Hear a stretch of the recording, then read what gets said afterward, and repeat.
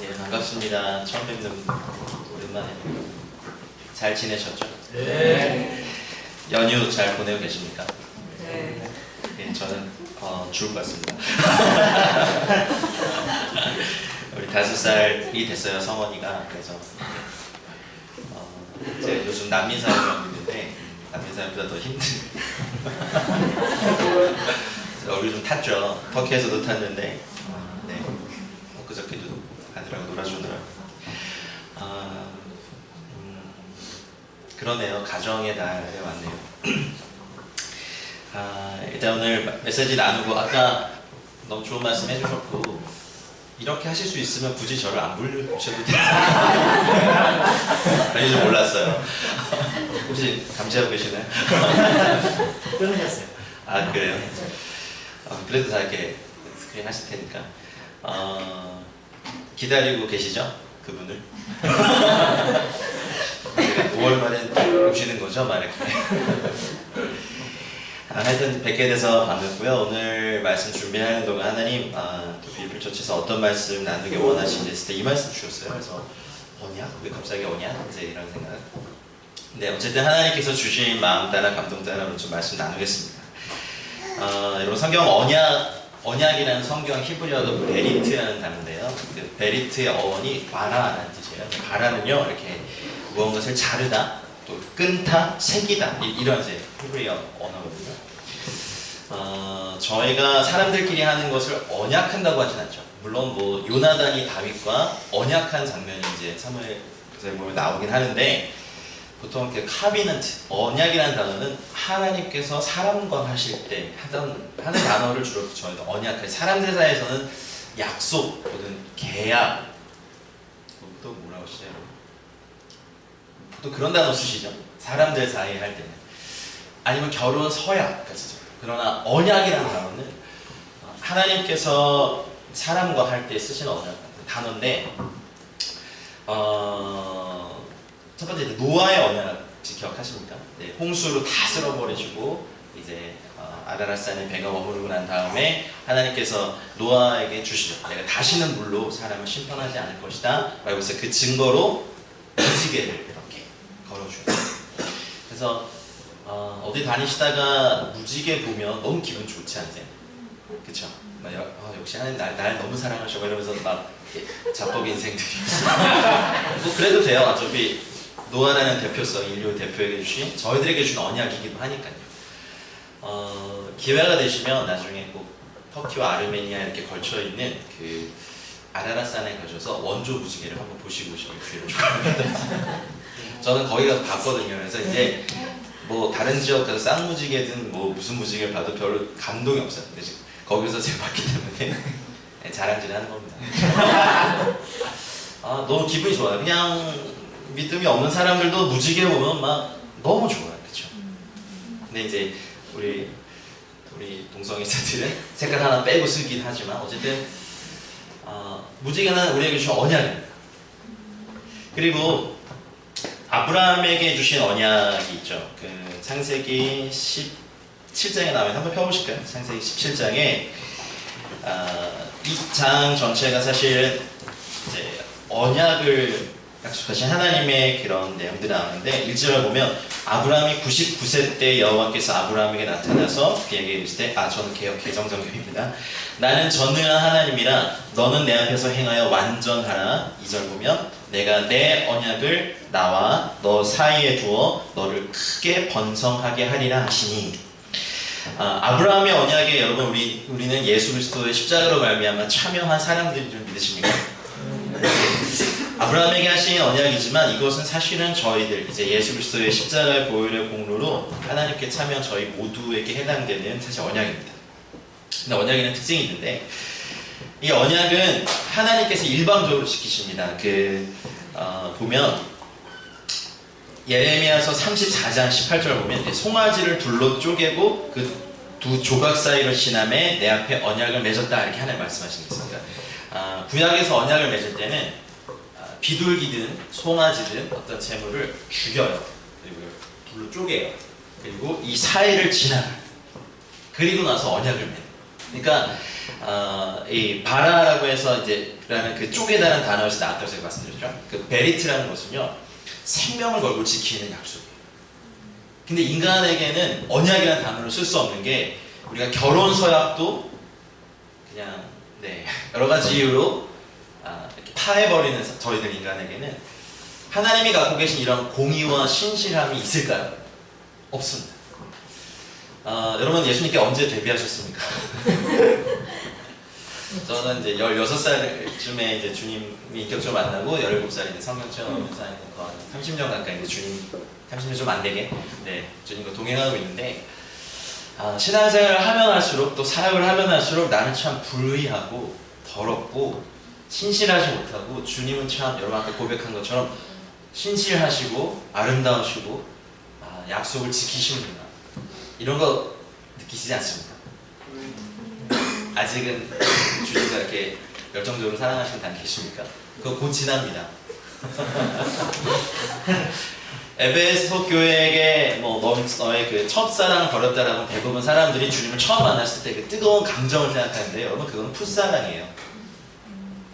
열정적이긴 하지만 풋사랑이에요.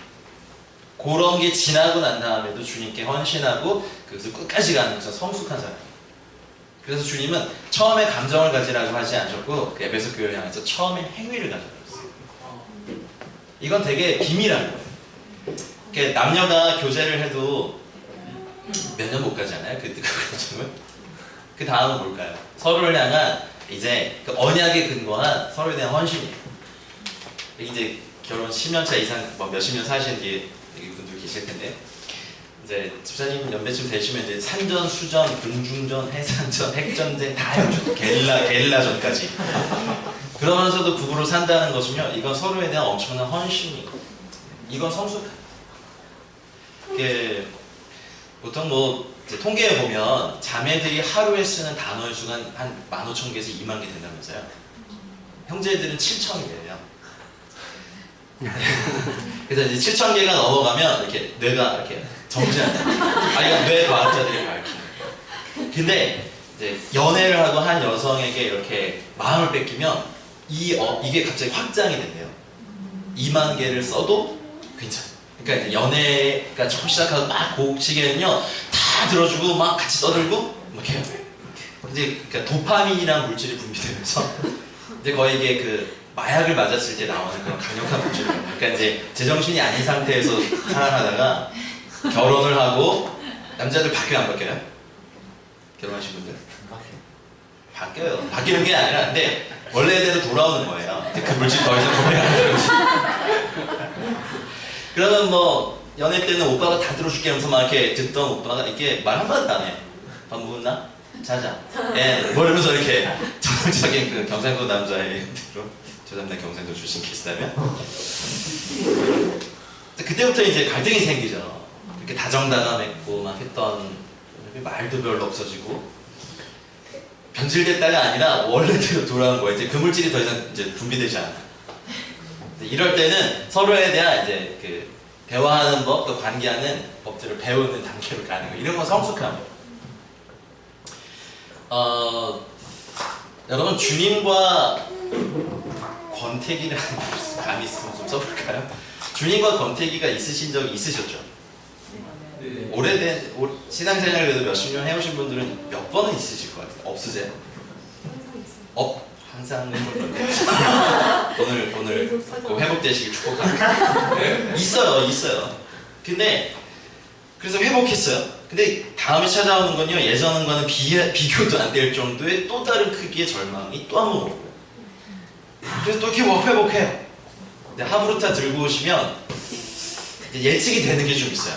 저도 하브루타 뭔지 아는데 한국 문화에서는 하브루타를 하시기 전에 여러분 이렇게 이제 또 이제 이걸 좀 깨셔야 돼요.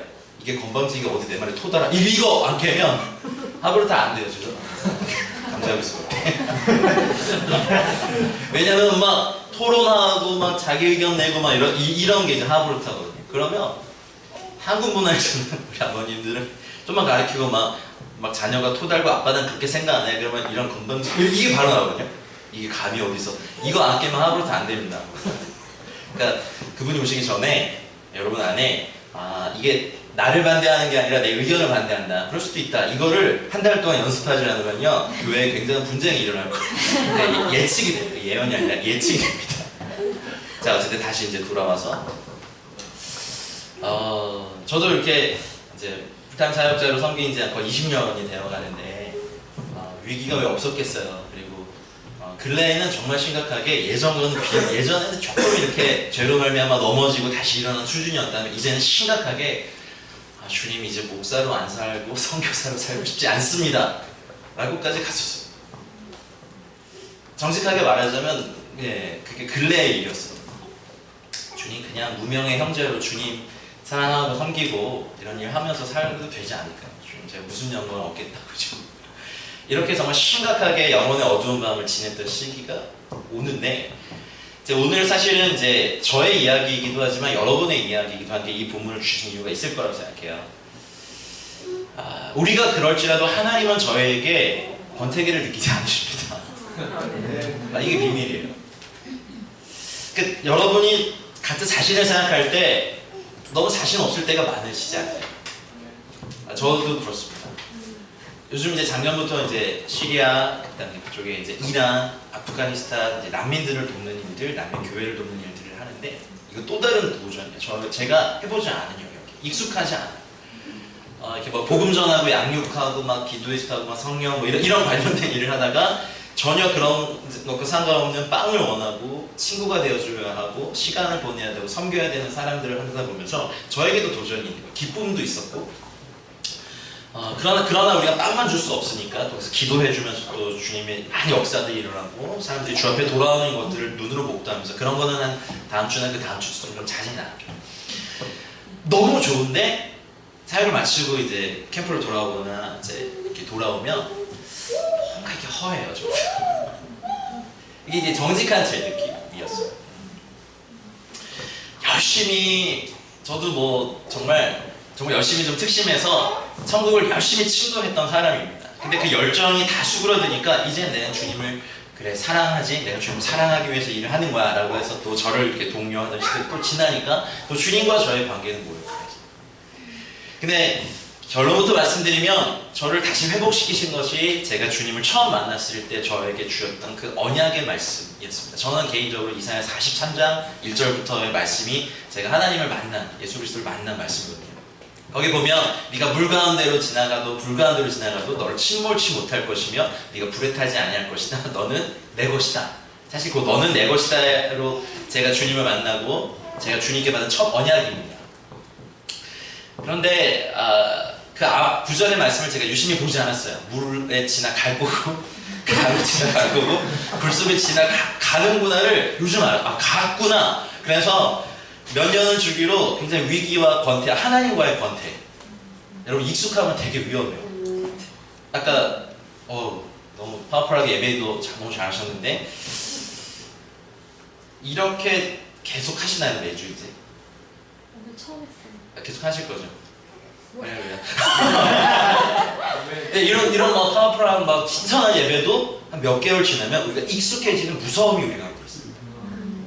제가 처음에 저도 이제 장로교에서 이제 전통적인 장로교에서 자란 저에게 YM 화요 모임을 갔었을 때 그 충격이 저한테 있어요. 사람들이 일어나 손을 드네, 하늘을 봐, 방언으로 노래해. 이게요 저한테는. 그리고 이제 전통적인 찬송가가 아니라 그때 뭐예요, 뭐 사랑하는 나의 이런 찬양, 뭐 목마른 사슴 이런, 지금 들으면 또 굉장히 올드한 여러분에게, 하지만 그때 저에게 이거 완전 신선했어요. 그리고 난 다음에 이제 두란노 모교 찬양을 갔더니 이건 더하네요. 막 자매들이 막 이렇게 탬버린 들고 춤추고 얘기하고 뭐지고 이제 이런 충격을 했어요. 근데 이것이 좀 지나고 나니까 이제 그 예배도 익숙해지기 시작하죠. 사람 사이의 관계에서도요, 익숙한 건 굉장히 사실 무서운 죄이기도 합니다. 여러분, 우리가 주님을 사랑함에 있어서 크고 첫째 되는 계명을 아시죠? 마음과 뜻과 정성과 힘을 다하여 뭘 하라? 주 너의 하나님을 사랑하라. 이건 우리가 해야 돼요. 여기 결혼생활 오래 하신 우리 어르신들 기억 죽겠습니다. 배우자를 보면 늘 신선하고 샤이럽고 그러십니까 요즘? 네. 다릅니다. 살아남기 위해서 대답하시면 안 되고요. 정직하게. 그러면 이제 설교가 안 됩니다. 어떤 위기를 넘기셨군요. 요즘은 그 어르신들 그런 말씀하시더라고요. 요즘은 예전에는 그런 강큰 남자 시리즈 하면서 감히 아내에게 아침을 달라고요. 아니면 밤에 늦게 들어가서 야식을 뭐 이렇게 밥을 차려달라고 한다거나 하면 막 강큰 남자 시리즈로 되잖아요. 요즘 뭔지 아세요? 아침에 일어나면 맞는데요. 일어나지도 말라요. 꼴도 보기 싫다고. 그래서 뭐 이게 보통 이렇게 나이 드신 분들 보면 친구들끼리 모여서 이렇게 대화하시고 수다하는 자매들 특이한 능력 있으시잖아요. 근데 제가 이렇게 자매들을 유심히 살펴보니까 아 자매들이 오래 사는 이유가 있는 게 서로를 비난을 잘 안 하시더라고요. 나 살쪘지 그러면 아 우리 나이 때 그 정도 있어야 돼 이러면서 이게 비난을 잘 안 하시더라고요. 근데 형제들은 나 살쪘지 그러면 그걸 물어보냐 빙신아 뭐 이렇게 물어봐. 얼굴 말지. 죄송합니다. 이렇게 살려시게 애교를 봐주십시오. 그러다 보니까 막 이렇게 집사님들이 같은 여성이라는 우리 종족들은 이렇게 만나서 폭풍 수다하면 스트레스가 풀려요. 그렇죠? 이게 참 신기해요. 그래서 이렇게 여행 갈 때 보면 이렇게 친구분들이 막 개 들고 막 돈 모아서 막 갈 때 남편들 같이 동반하는 경우 별로 없습니다. 근데 가끔 이제 어느 분이 같이 간다고 하면 와 남편분하고 사이가 되게 좋으신가 봐를 물어보면 가서 안 데리고 오려고 놔두고 오려고 뭐 그런 식으로 하죠. 하지만 이제요 그런 위기들을 막 이렇게 넘기고 난 다음에 부부가 또 가정이라고 해서 이 얘기를 해야겠어요. 어쨌든 이제 사랑하기로 인생의 어느 순간에서 더 이상 어떤 육체에 끌린다. 육체도 늙거든요. 병들거든요. 약해지거든요. 그러면 약하고 병든 아내, 병든 남편을 또 사랑하기로 결정하는 것은요 또 한 번의 헌신이고 결단이에요. 이거 언약의 회복입니다. 우리 결혼할 때 성경책에 손을 얹고 서약하잖아요. 기쁠 때나 슬플 때나 병들었을 때나 뭐 그렇게 하는 것이 이미 우리가 그걸 뱉어냈기 때문에 우리는 하나님의 성품을 닮아서 우리는 그것을 목숨을 걸고 지켜야 될 책임이 있습니다. 여러분 전혀 은혜가 느껴지지 않을 때 그리고 혹여 부대필 교회가 아닐 줄 믿습니다. 교회가 너무 힘들 때 아니면 담당 목회자가 너무 싫을 때 아니면 무슨 이렇게 버스 손잡이 같은 링 달고 오는 권사님이 되게 꼴보기 싫을 때 있죠? 없으세요? 있어요. 제가 개척해서 목회할 때도 담임 목사인데도 교회가 나가기 싫을 때 왜 없겠어요? 아내가 막 깨워요. 여보 담임 목사잖아 일어나 교회 가야지. 나 교회 가기 싫어 봐요. 있어요. 그러니까 아가서로 치면 그 영혼의 어두운 밤이잖아요. 배우잖아요. 내가 주님께 순종하고 가지만 은혜가 전혀 느껴지지 않고 인재가 거두어지고 주님의 얼굴이 가려지고 하나님도 들리지 않고 있어요. 우리가 몇 번은 있어요.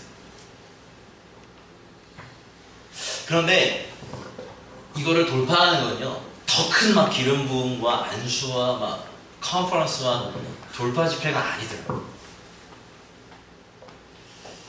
옛 언약을 기억하고 하나님 지금까지 받았던 은혜로 충분합니다. 근데 저 같은 경우는 앞으로 은혜를 더 주지 않으셔도 지금까지 받은 은혜로 살아갈게요 라고 하는 하나님에 대한 아주 작은 사랑의 헌신과 언약의 회복이었어요. 저에게는 한번 감탄해 주시면 좋겠네요. 이게 잘 안 와닿으세요? 저에게는 사실은 굉장히 힘을 낸 거예요. 전혀 느껴지지 않고 내가 왜 목사 안수를 받았을까? 나는 왜 또 선교사로 나와 있을까? 내 인생 다 주고 저들에게 줘도 내 인생에 뭐가 남을까? 이런 회의가 밀려들 때 많죠. 그냥 평범하게 살았을 걸, 살아도 될 걸. 뭐 이런 게 저희 같은 경우 마음 밀려올 때마다 왜냐하면 너무 공들이고 사랑했던 사람들에게 배신의 칼을 여러 번 맞다 보면 여러분 잽도 많이 맞으면 아파요. 충격이 커요. 이게 결정타로 넘어지는 게 아니라 여러 번 맞은 잽 때문에 넘어지는 거예요. 근데 그럴 때 하나님이 먼저 그 언약을 회복시켜. 내가 너. 오늘 설교의 결론은 그겁니다, 여러분. 여러분과 처음 만난 하나님의 그 언약을 회복하는 날이 되시길 축복합니다. 혹시 그것이 무엇이었지? 라고 하면 이미 그것을 잊고 사시는 거예요. 그것이 아니고서는 우리가 회복될 길이 없습니다. 하브루타 이렇게 의욕적으로 소개하셨는데 제가 찬물을 껴서 죄송합니다만, 아니 좋은 마치로 5월 한 달간 준비되시고 맞이하시라고요. 그럼 하브루타 정말 좋은 날 거야. 말씀을 놓고 치열하게 대화해보고 그냥 일반적으로 듣는 게 아니야. 나는 이렇게 생각하는데 이게 왜 그렇습니까? 막 유대인들은 아버지랑 막 이렇게 막 하거든. 하브루타, 또 테필린, 또 시두르 몇 가지 유대인의 교육의 그 기둥들이 있어요. 그럼 여러분, 먼저는 또 뷰티풀, 제가 좀 궁금한 건 아까 물어보고 그랬어요. 뷰티풀 처치에 하는 처음 주신 언약은 무엇일까? 이름 그대로 여러분을 하나님처럼 아름다운 사람들로, 이미 아름다우시지만 그렇게 만드신 하나님의 어떤 비밀한 계획들은 아닐까? 나중에 카톡을 제가 한번 드려보겠습니다. 뷰티풀 처치 언약은 무엇인지. 그것 때문에 하나님은 그 언약 때문에 포기하지 않으십니다.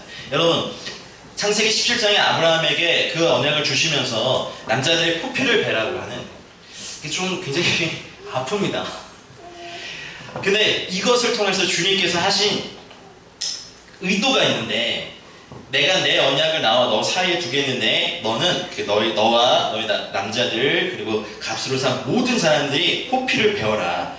그리고 창세기 17장 13절에 보면 14절에 17장 13절 14절에 보면 이것이 내 언약이 너희 살에 있어 영원한 언약이 되려니와. 비밀한 얘기를 하나 하십니다.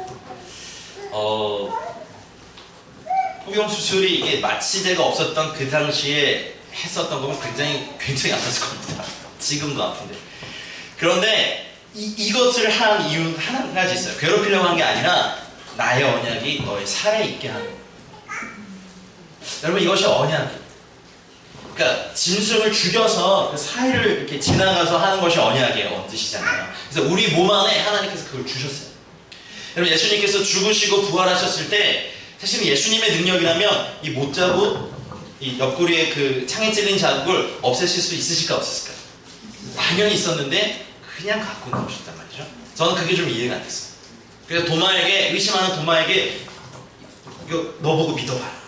너 봤다는 기록은 없으니까 너 봤을지, 설마 너 지새끼 너 봤을까? 뭐 어쨌든 주님은 왜 이거를 가지고 다시 육체에 부활하셨을까요? 이런 질문을 좀 해봤습니다. 근데 제가 이 언약을 연구하면서 와, 이거구나.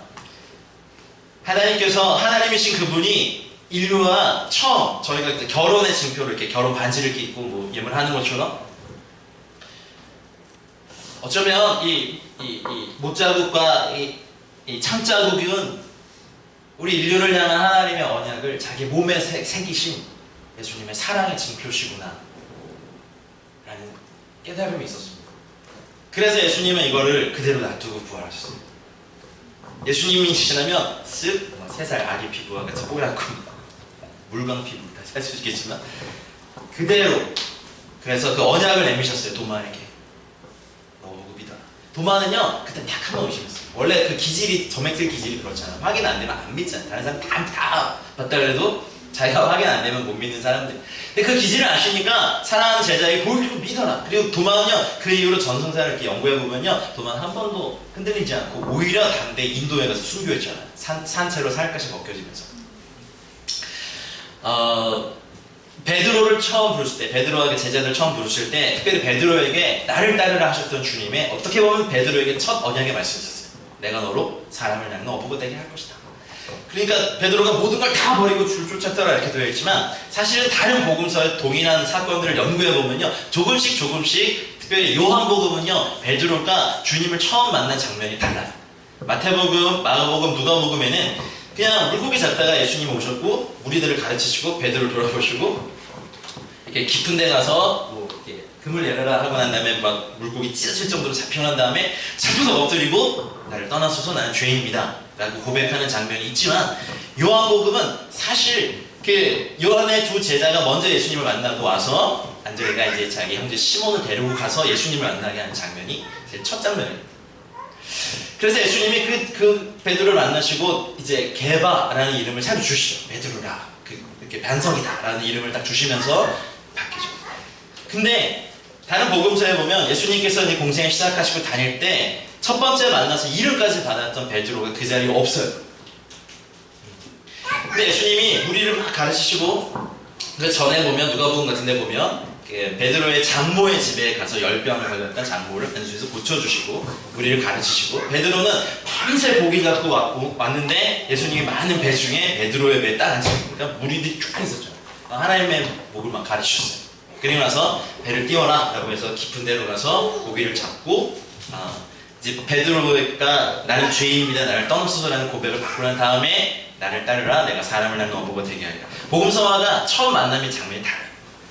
그걸 고전 곰곰이 연구해 보면 여러분 이제 우리 그런 유추를 할 수 있는 게 베드로가 요한복음에서 처음 예수님을 만났던 장면 그리고 이렇게 보니까 왠지 자기 또래 청년이고 그리고 뭐 안드레는 막 흥분해가지고 오실 메시아가 그분입니다 막 하고 얘기했지만 내가 보기에는 뭐 나보다 힘도 약한 것 같고 목수고 뭐 별론 것 같아 라고 해서 사실은 이름까지 받았지만 그냥 또 자기 그냥 평범한 한 가장의 삶으로 돌아가실지도 모르겠어요. 근데 그걸 굳이 찾아오셔서 주님이 베드로에게 이제 첫 번째 언약의 말씀을 주시죠. 나를 따라와라. 내가 너로 사람을 낳는 어부가 되게 하리라. 그러니 예수님을 우리식 표현을 하면 간을 봤던 베드로의 이제 양심이 찔렸겠죠. 뭐, 메시아 아닌 것 같네 라고 해서 다시 돌아왔던 베드로를 다시 부르신 주님이 이제 예수님과 12 제자들의 그 남자들 13명이 다녔으면 얼마나 재밌었을까요? 진짜 재밌었을 거예요. 근데 너무 신나죠. 막 죽은 자를 고치시죠. 막 귀신 들린 자를 자유케 하시죠. 뭐 이렇게 눈먼 자를 뜨게 하시죠. 안진뱅이 일으키시죠. 문둥병을 고치시죠. 5,000명을 먹이시죠. 무리를 걸어오시죠. 풍랑을 장담케 하시죠. 베드로 이 젊은 한 30대 정도의 남자의 20대 후반, 30대 초반의 이 베드로의 이 뜨거운 피를 딱 적셔줄 바로 그 사람이야. 그러니까 베드로 완전 흥분해가지고 막 오버 많이 하잖아요. 그러니까 베드로 연구를 보면 참 순수해요. 사람이 대책은 없지만 뭐 너희가 다 나를 버리려 했을 때 하지 말아야 될 일 많이 하잖아. 이 인간들 다 버려도 나는 버리지 않습니다라고 막 오버해서 하고 뭐 주님을 위해서 내가 막 주님이시라면 나를 무리로 걷게 하소서. 이게 베드로의 장점이에요. 걷다가 또 빠지지만 그렇게 않고 네 그래요. 그래서 어쨌든 첫 번째 부르심의 이 정점에는 이제 서서히 제자들이 사실 눈이 멀기 시작합니다. 아 이분하고 같이 있으면 그 당시 세계 최강대국인 이제 로마를 무너뜨리시고 왜냐면 구약의 하나님 나라는 네이션으로서 이스라엘을 회복하는 것이 하나님 나라니까 와 이 옆에만 있으면 좌우에 한 자리씩 하겠다. 이런 남자들의 야망을 충족시킬 리더죠. 완전 남자들은 다 야망이 있어요. 사역자들도요. 이게 비전이나 이런 포장이 돼서 이게 이거부터 바꿨지 이것도 깨져야 돼. 깨지시길 바래요. 네.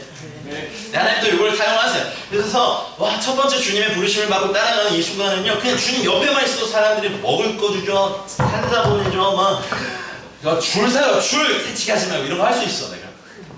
내가 베드로를 어디 줄 서, 줄 서는 안 보여? 이러면서 하면서 했겠죠. 그러니 뭔가 주님 옆에서 뻐기고 요한이 막 엄마 동원해서 오른편 왼편 했다가 막 욕하고 막 자기들끼리 막 텐션 있고 하는. 그런데 예수님께서 이제 잡히셔서 죽으실 것에 대해 말씀하실 때 이것이 안 와닿아요. 어쩌면 우리는 이 첫 번째 부르심의 요 끝에 선상에 있을지도 모르겠어요. 근데 그 사건이 일어났어요. 주님이 너희가 다 나를 버리라 했을 때 베드로는 완전 자신했어요. 자신 있었거든요 그때는. 난 절대로 주님과 함께 옥에도 죽음에도 감옥에도 같이 갈 것입니다 라고 말을 했지만 예수님이 그러셨죠. 네가 닭이 3번 울기 전에 네가 나를 부인할 것이다. 하지만 네가 돌이킨 후에 넘어질 거 아셨어요? 돌이킨 후에 많은 형제들을 굳게 해라. 안 와닿죠 그 말씀이. 어쨌든 그 사건이 일어나고 베드로가 제사장 좋은 말고의 귀를 쳤지만 예수님이 잡혀가는 것이 하나의 뜻이었기 때문에 내려놔라 꾸짖으셨고 멀찍이 주님을 쫓아가는 요 시기가 어쩌면 우리의 권태기 주님과의 관계가 멀어진 요 시기였던 거 같아요. 주님이 저기에서 재판을 받으시는 거기서 불을 쬐다가 그 3번의 부인의 사건이 일어나죠. 누가복음에 보면 한참 막 아니 난 그 사람 모릅니다 라고 막 베드로가 부인하고 있을 때 예수님께서 이렇게 몸을 돌이켜 looked straight at him. 그를 바라보셨어요. 아직 채찍에 막 맞기 전이시니까 아직 주님의 얼굴이 온전할 때 한참 아니 난 저 사람 몰라요 라고 막 세 번 열심히 부인하고 있을 때 주님이 그 제 제사장의 뜰에서 이렇게 몸을 돌이켜서 베드로를 바라보셨다. 그 누가 보면 딱 하나 기억했어요. 어쩌면 우리의 자아의 깨짐과 절망이 그 한순간에 짧게 베드로와 예수님이 눈이 마주쳤을지 모르겠어요. 하지만 그 짧은 눈 맞춤 안에 영원히 있어요. 태초부터 계셨던 창조주이시자 조물주이신 그분이 인간이 되셔 오셨고 인간에게 고난당하시고 이제 죽으러 가시기 전에 이제 베드로가 이제 실패하고 다시 일어날 것에 대한 비난의 눈, 한쪽은 막 이글이글 타는 막 비난과 정죄의 눈으로 보시고 한쪽은 막 복수의 눈으로 사랑의 눈으로 보셨을까요? 네가 너를 믿는 너의 자기 의와 자기 과신이 십자가에서 무너져야 될 것을 내가 안다. 하지만 내가 아마 말을 하지 않으셨지만 그 눈빛으로 많은 걸 말씀하셨고 베드로는 주님의 처음 언약의 부르심으로부터 이것들이 아마 그 짧은 순간에 영어로 치면 뭐라고 해요? 하여튼 막 그런 오버랩되는 것들이 파다파다 지나가면서 밖에 나가 심히 통곡하며 울었더라 이렇게 기억되죠. 전쟁사에 보면 베드로는 정말 새벽 다 울 때마다 울었대요. 다 같이 울 때. 그게 베드로에겐 육체의 가시였겠죠. 주님의 수제자였지만 3번을 부인하고 도망친. 가룟 유다도 그렇게 됐지만 사실 회개하고 돌아왔으면 쓰임 받았을 거예요. 그렇죠? 아멘입니까? 네. 근데 스스로 목숨을 끊는 것을 택했죠. 부활하신 주님을 만나고 난 다음에 만나고도 베드로는 회복되지 않았어요. 어쩌면 이 시기에 계신 여러분들이 있을지도 모르겠어요. 부활하셨어요. 만났어요. 근데 또 고기 잡으러 가버렸어요. 베드로의 약함. 어쩌면 이런 순수 청년 베드로가 자기 자신에 대한 엄청난 정죄와 용서하지 못하는 감정이 나를 그 자리에서 도망치게 만드는, 어쩌면 사탄의 공격보다 더 강한 공격은 자기 정죄가 일지도 모르겠어요. 그래서 예수님이 찾아오시죠. 그 아름다운 장면을 아시죠? 요한복음 맨 마지막 장에 찾아오셔서 숯불 앞에서 3번 부인한 베드로를 숯불을 펴놓고 주님이 기다리시면서 위대한 그 사랑의 3번의 선포를 하게 하시고 회복시키시죠. 그 다음에 또 한 번의 언약의 회복을 하세요. 요한복음 27장에 보면 나를 따르라. 똑같은 언약이죠. 하지만 이 2번째 언약의 부르심은요, 이제 네가 어떻게 죽을 것에 대한 말씀이죠.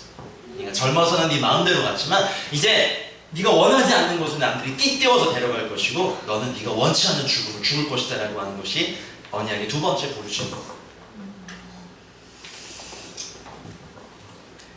사랑하는 여러분, 우리 인생이 어쨌든 이 땅을 살아가는 동안 신앙의 연차가 뭐 몇 년 차이든 간에 그것과 상관없이요, 이것이 사실 늘 반복되더라고요. 저희는 늘 도망치고 하나님은 언약을 들이대면서 쫓아오시고 사랑의 추격자 같으세요. 나는 부활하신 주님을 만나고도 그 눈을 감히 바라볼 수 없고 나 같은 병신이 뭘 또 제자라고 나는 못해요 라고 해서 밤새 허무하게 금을 내리고 있는 베드로를 스스로 가고 있는, 이게 우리 인생에 계속 반복되더라고요.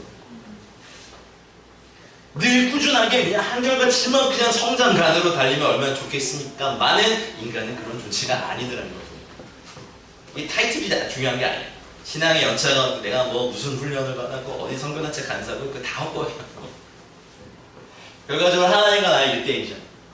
근데 위대한 것은 처음 베드로를 부르신 그 부르심으로 다시 회복하셨다는 거예요. 나를 따르라. 이제는 사람 낳는 어부가, 그거는 언약을 이제 이루어 줄 거니까. 이제는 뭐라고 하셨냐면 이제 비밀한 걸 말씀하세요. 네가 원치 않는 죽음으로 갈 것이다. 여러분, 주님과 처음 만나신 그 언약의 말씀이 무엇입니까? 제가 뭐 다 들어볼 수는 없겠지만 오늘 이제 설교를 듣고 또 이후에 뭐 소그룹 하시나요? 네, 소그룹이라든지 아니면 모임 때 아니면 이제 집에 가서 그 언약으로 여러분 찾아오실 거예요. 제가 정말 목사, 선교사 정말 안 하고 싶은 위기의 순간에 이사야 43장 또 들고 오시잖아요. 저한테 그러셨어요. 나는 너를 무고한 사람으로 사랑한다. 네가 아까 제가 막 기도 중에 막 주님 제가 안 지겨우세요?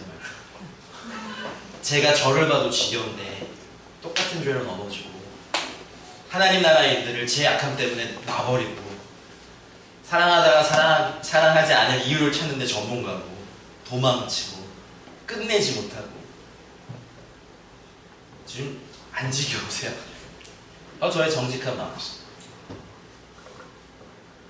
주님 뭐라 하셨게요? 응 그랬을 거야. 너 원래 그래 어렸을 거야. 한 번도 네가 지겨워 본 적 없어.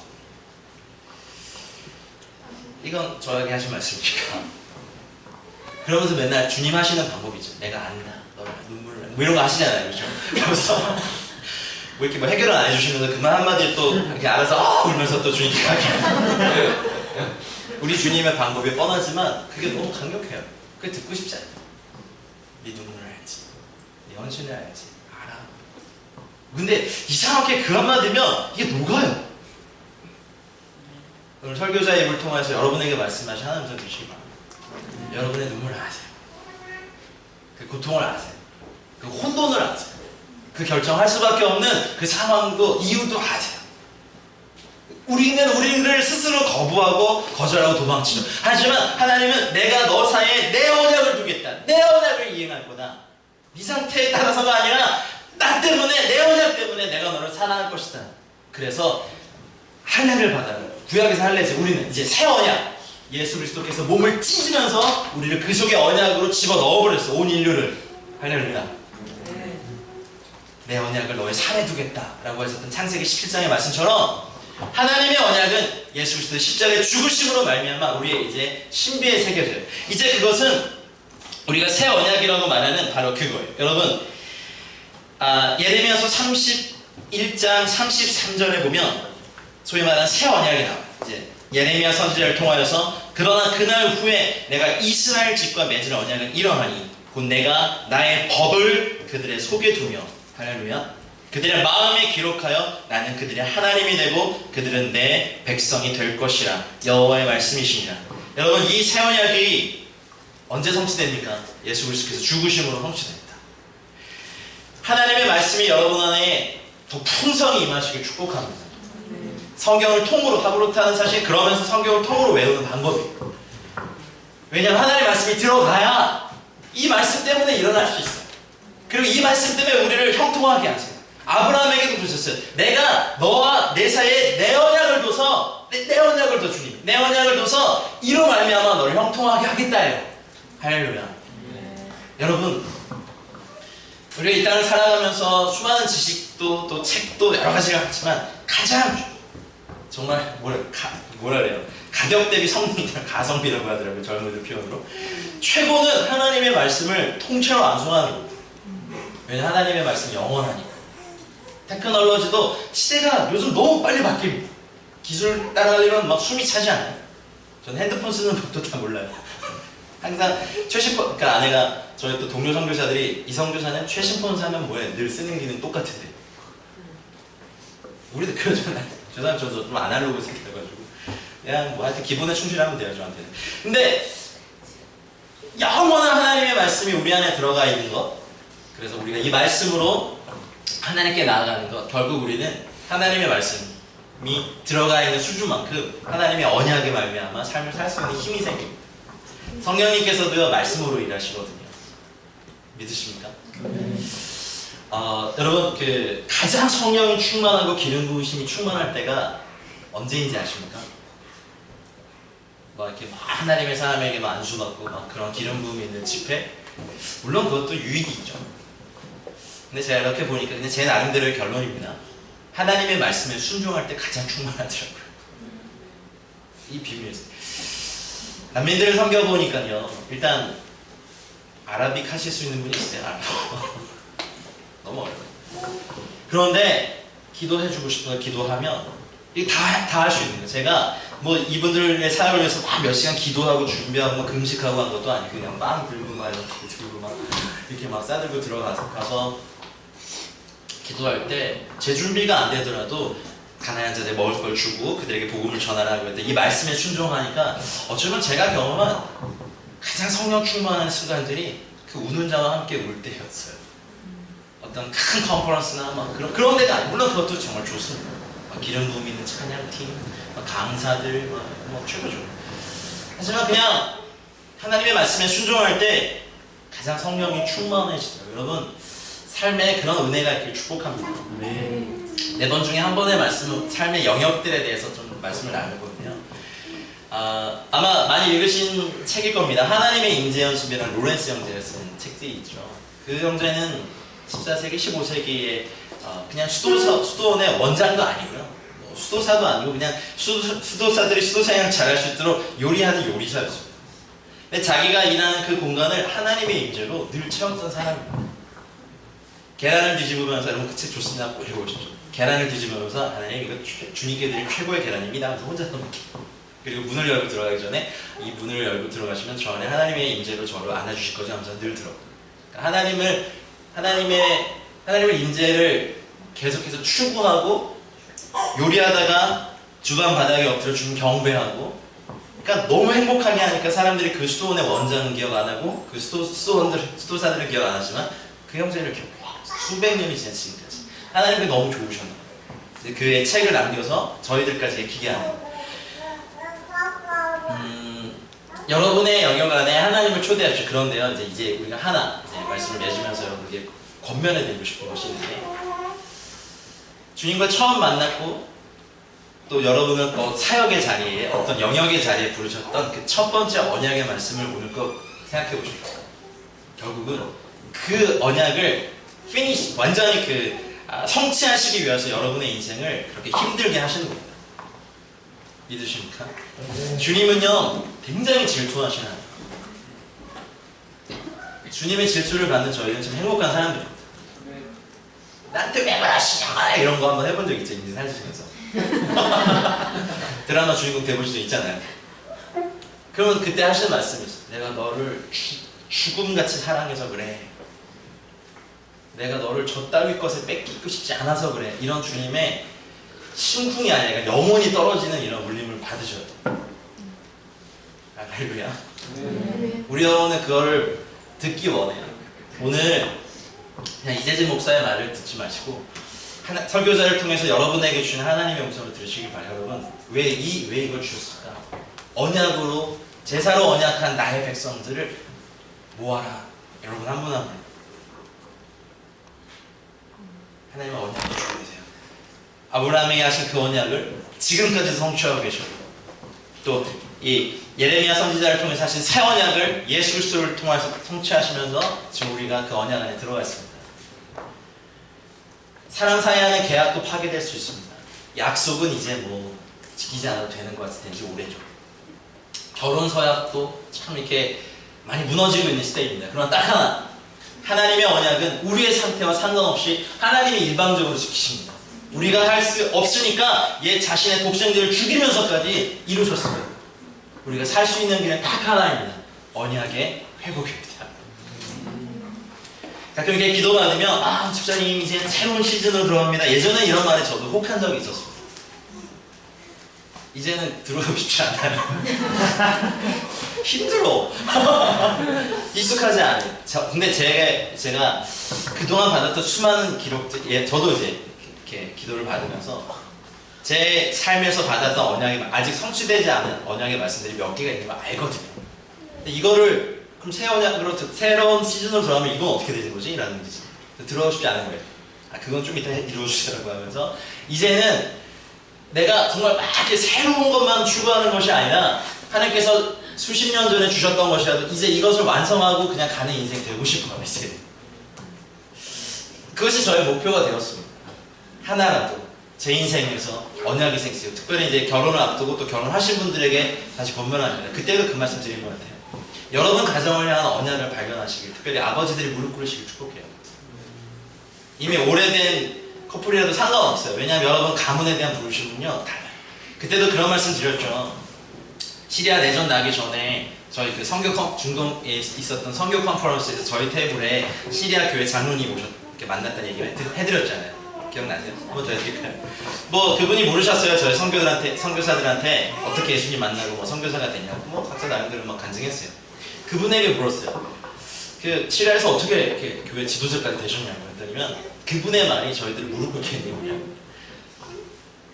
우리 가문은 사도 바울의 전도를 받고 2000년간 시리아 교회를 지켜온 가문입니다. 참 귀를 유심했어요. 그래서 그 가문이 여러분 중동의 소수로 남아있는 중동의 교회들은요, 교회 기능 중에 복음 전파의 기능을 포기했어요. 생존을 위해서. 그래서 이슬람 커뮤니티 안에 지금 생존해 있는 거예요. 근데 주님이 지금 난민들을 막 갖다 들이대면서요, 이걸 다시 깨우고 있어요. 왜냐면 복음 전하는 순교하니까. 그래서 막 난민을 하나님 사용하시더라고요. 어쨌든 그 장로님이, 그래서 그 가문이 그 부탁을 사도 바울에게 받아서 그 지역의 교회들을 지키기 위해서 일단 결혼해서 아들들을 많이 낳고 딸들도 낳고, 첫째 아들은 무조건 주님께 드려버려요. 그래서 어렸을 때부터 교회 지도자로 철저하게 레위인의 훈련을 시킨 제사장입니다. 그래서 만약 사고나 질병이나 여러 가지 다른 이유로 죽으면 둘째 아들, 셋째 아들. 그래서 자자손손 대대로 자녀들이 태어나면 우리 가문의 부르심 중에 하나는 뭔지 아니? 이 땅의 교회를 지켜내는 거야 라고 해서 2000년간을 지켜온 거의 제사장 가문이더라. 그러니 뭐 제 옆에서 믿음의 4대라고 자랑했던 선교사님, 믿음의 5대라고 자랑했던 선교사님, 저희 다 무릎 꿇고요, 저희를 선교해 주십시오. 제가 그때 너무 충격을 받았어요. 저한테도 충격. 저는 뭐 믿음의 1대 같은 2대거든요. 같이 얼마나 믿어도 이거 1대라고 얘기해야 돼요. 하여튼 뭐 부러운 거예요. 저희 조상 대대로 저희 절 몇 개 세우고, 부럽다. 저게 진짜 믿음의 명문 가문. 자녀들 뭐 아이비리그 대학 보내고, 그것도 축복 받은 거지만, 와, 가정의 소명을 아는 거, 가정의 언약을 아는 거. 요번에 제가 2주 전까지 터키에 있다 왔는데, 터키에서 사역하고 있는 이란 공동체 지도자를 만났어요. 이란이 제가 너무 충격이었던, 제가 이란 공동체를 너무 돕고 싶어서 한 기도회는 이렇게 만남을 주셔서, 이란 교회 지도자들 훈련하는 데를 이제 업서버 자격으로 가서 이렇게 봤는데 너무 감동했어요. 왜냐하면 이들도요, 교회 역사가 2000년이에요. 동방 교회지만. 예수님이 돌아가시고 난 다음에 이란 지역의 첫 교회가 예수님 돌아가시고 난 다음에 약 25년 후에 세워졌대요. 첫 교회가. 2000년을 지켜왔어요. 그래서 지금 뭐 이슬람 정권이 들어서면서 엄청난 핍박과 박해 속에 있지만 그분들 말이 그래요. 400만 명의 지하교회 교인이 있다는 거예요. 할렐루야. 400만. 근데 그분의 말도 너무 놀랐어요. 이란 교회 부르심이 있다. 제가 깜짝 놀랐어요. 과거 페르시아 제국의 그 후예들이죠. 뭡니까? 저는 한 번도 이란 가정교회를 도와야지 생각했지, 그분들에게 배워야지라는 생각 한 번도 해본 적 없었거든요. 이게 교만해가지고. 근데 2000년을 지켜온 사람들의 영성을 다 알아요. 예배하는데 이렇게 자매들이 하얀 천을 쓰고 이렇게 예배하는 너무 아름다워요. 아무리 막 웨딩드레스 입고 막 이렇게 막 찍어 발라도 안 예쁜 여자들 있잖아요, 결혼식에서. 근데 그러면 진짜 안 예쁜 거야, 그죠? 웨딩드레스 입고 다니. 근데 그분들은 그 핍박을 피해 사실 망명으로 난민으로 온 거잖아요. 그래서 거기서 모여서 그 이란 현지랑 이렇게 화상으로 연결해가지고 같이 훈련 사역하고 막 하는데요, 너무 눈물이 나는 거예요. 근데 그들이 그러더라고요. 이런 난민 사태들, 이런 중동에, 그리고 이슬람이 일어나고 난 다음에 그 자리를 떠나지 않고 지켰던 이란 교회 부르심은 이 중동에 하나님 나라가 임하게 하는 거다. 근데 너무 감동이었어요. 그래서 지금 이란의 사역자들을 인터넷에 요 부분 편집해 주셨어요. 그러니까 그 이란의 사역자들을 훈련시켜서 페르시아어를 하잖아요. 파송해 보니까요, 터키만 해도요, 이란 6만 명의 난민이 나와 있는데 가정교회가 100개가 넘고요. 한번 놀래주세요.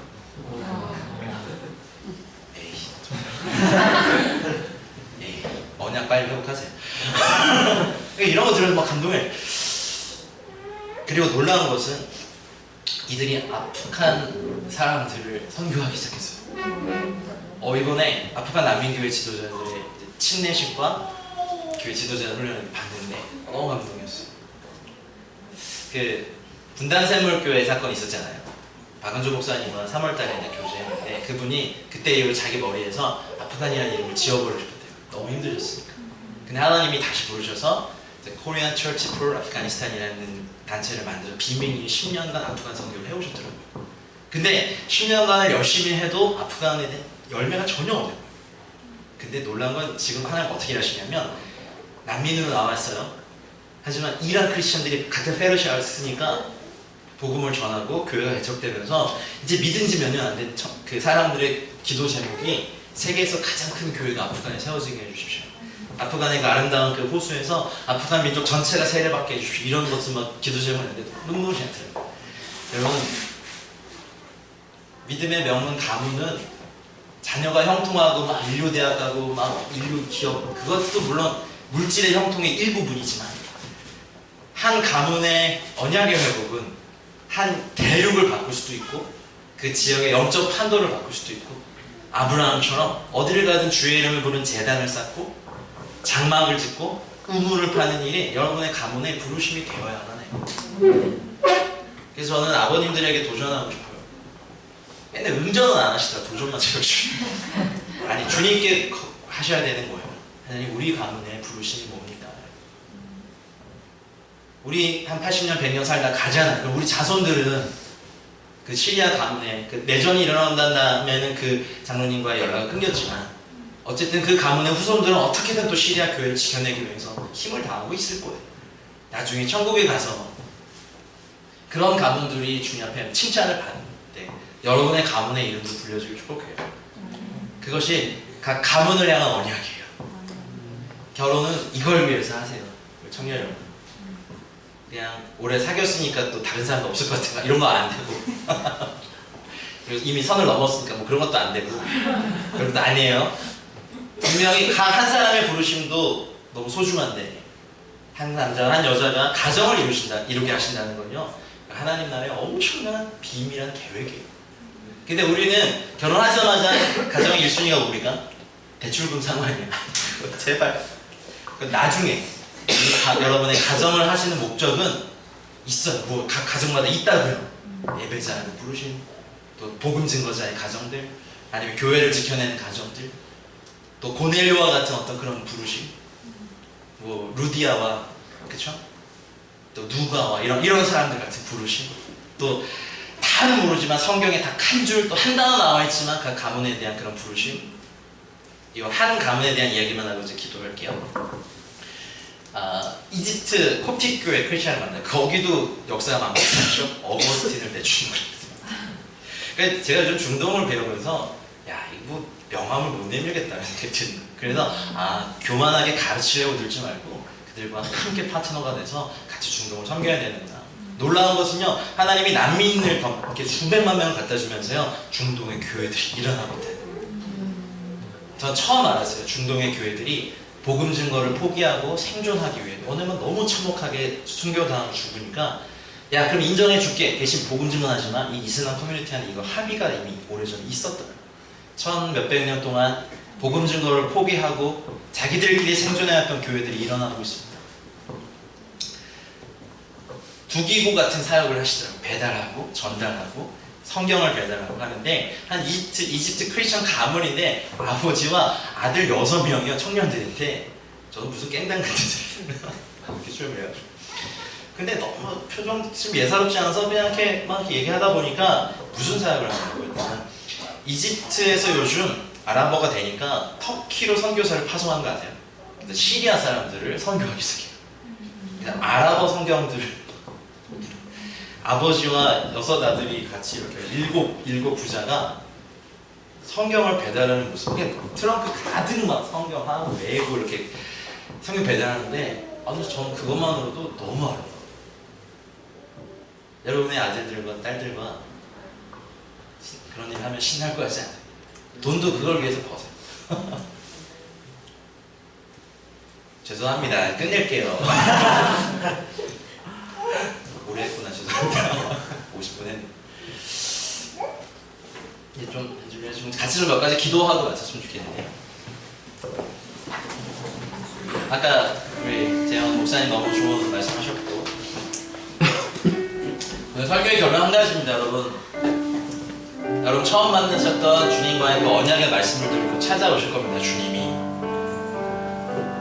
첫째 부르심과 아직 실패하지 않은 상태에 계신 분도 있을 거고, 용서받지 못할 것 같은 실패 때문에 도망쳐 계신 분도 있을 것이고, 부활하신 주님을 만났지만 또 도망갈 분도 있을 거고, 어쩌면 두 번째 부르심을 이미 받아서 이제 내가 원하는 사역과 내가 원하는 것이 아니라 주님이 원하시는 죽음 안에 가고 계신 분도 있을 겁니다.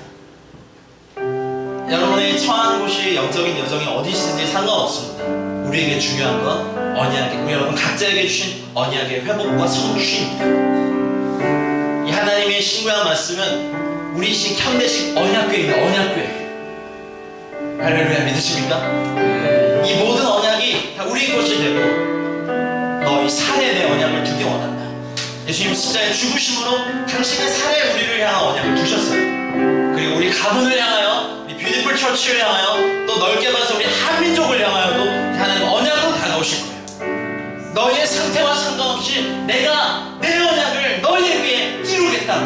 이것이 오늘 설교의 결론이자 여러분에게 드리는 권면입니다. 오늘 기도할 때 하나님 이 언약을 회복시켜 주시고 하나님의 언약을 나에게 세워주시고 하나님의 언약을 우리 가정에 세워주십시오. 우리 주여 한번 부르고 같이 기도하겠습니다. 주여, 주님, 여기 계신 한 분 한 분에게 언약의 회복과 성취를 허락하여 주십시오. 나를 처음 부르셨던 그 말씀, 나와 처음 만나셨던 그 말씀, 말씀이신 주님, 말씀이신 예수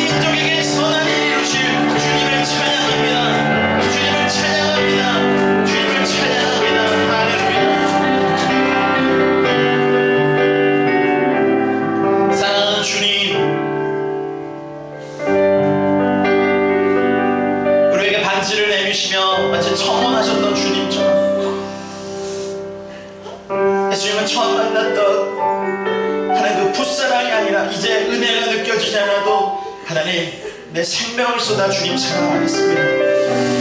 이 뷰티풀 처치에 그런 사랑이 있어서 감사합니다. 은혜가 느껴지지 않아도 내가 주의 얼굴을 찾고 또 찾겠습니다. 그런 귀한 분들이 계셔서 감사합니다. 하나님 종이 입술을 통하여 선포하신 것처럼 주님 이제 종이 담대히 선포합니다. 내가 하늘과 땅과 음부의 권세를 가신 예수 그리스도의 이름으로 명하노니 언약을 방해하는 모든 세력들은 떠나갈지어다. 언약을 가로막고 너는 이 언약에 참여할 자격이 없다는 정죄감과 수치감과 거절감은 우리 안에서 완전히 뿌리 뽑혀 사라질지어다. 하나님 내 느낌이 아니라 환경이 아니라 소유가 아닌 주님의 말씀의 언약 위에 여기 계신 한 분 한 분이 굳건히 뿌리박게 하여 주십시오. 사단아, 하나님이 주신 언약을 네가 변개할 수 없으며 나에게 주신 언약을 네가 방해할 수 없으며 나는 내 목숨 다하는 것까지 이것을 이뤄낼 것이며 성령께서 나와 함께할 것이다. 예수 그리스도의 이름으로 명하노니 언약의 성취 시즌으로 들어갈지어다. 하나님, 내가 사랑하는 우리 남편과 아내, 우리 부모님, 사랑하는 아들, 딸들과 손자, 손녀들까지 하나님 중동에서 2000년간 그 교회를 지켰던 하나님 믿음의 가문들처럼 우리의 가문이 함께 하나님의 이름을 부르고 함께 장막을 지으며 함께 우물을 파는 아브라함의 가문이 되게 하여 주십시오. 하나님 믿음의 명문 가문으로 만들어 주십시오. 그리고 하나님 결혼을 준비하고 있는 우리 사랑하는 청년들 축복하는 것을 하나님 무릎 꿇어 내가 결혼할 이유를 주님의 언약 안에 발견하게 해주십시오. 내가 이 남자와 이 형제와 이 자매와 결혼을 준비하는 이유가 이 언약의 성취 때문이게 해주십시오. 그래서 그것 때문에 서로 사랑하며 그것을 성취하기 위해서 더 뜨겁게 사랑하며 더 뜨겁게 사랑하는 법을 배우게 해주십시오. 뷰티풀 처치가 너무 어려운 가운데 진동의 시즌을 지나고 이제 하나님 주님의 마음으로 선포합니다. 예 주님, 그럴지라도 우리가 주님을 사랑하겠습니다라는 이 공동체 고백을 받으셨다는 감동이 제 안에 있습니다. 여러분 이제 은혜가 느껴지지 않아도 주님께 나아가는 그 성숙한 사랑, 그동안 받은 은혜로도 나는 주님을 사랑할 이유 충분하고 그동안 받은 생명과 기도응답만으로도 내 생명 주님께 드릴 이유 충분합니다. 하나님 이제 뷰티풀 처치를 주님 마음껏 받고 사랑하십시오. 언약의 회복이 모든 구성원들에게 있을지어다. 각 가정마다 만약 언약이 없었다면 하는 언약을 부어주십시오. 내가 너희 가정을 이렇게 쓰기 원한다. 직접 말씀해 주십시오. 내가 너희 후손들과 너희 가문의 모든 걸 내가 이렇게 쓰기 원한다라고 직접 찾아가 방문해 말씀해 주십시오. 아브라함에게 주셨던 언약, 수많은 믿음의 가문에게 주셨던 언약들을 각 가문 위에 세워 주십시오.